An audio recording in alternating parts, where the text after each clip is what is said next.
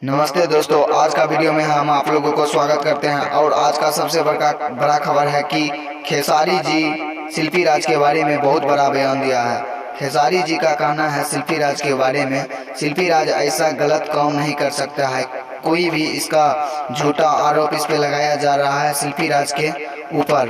और शिल्पी राज का कहना है गलत काम मैं नहीं किया हूं, क्योंकि मैं स्टूडियो में आता था तो मैं ज़्यादातर लाइव आता था दोस्तों, इसीलिए वह यह बात का दावा करता है कि मैं ऐसा गलत काम नहीं कर सकता हूं। कोई मेरा प्लास्टिक सर्जरी करवाकर या एसएमएस फैला रहा है।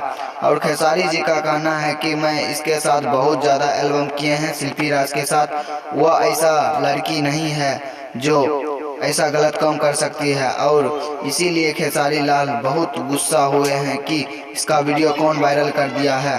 अगर हमारा वीडियो आप लोगों को अच्छा लगा हो तो हमारे चैनल को सब्सक्राइब करना और लाइक कमेंट करना दोस्तों। धन्यवाद। हम इसी तरह का वीडियो लेकर आते रहते हैं।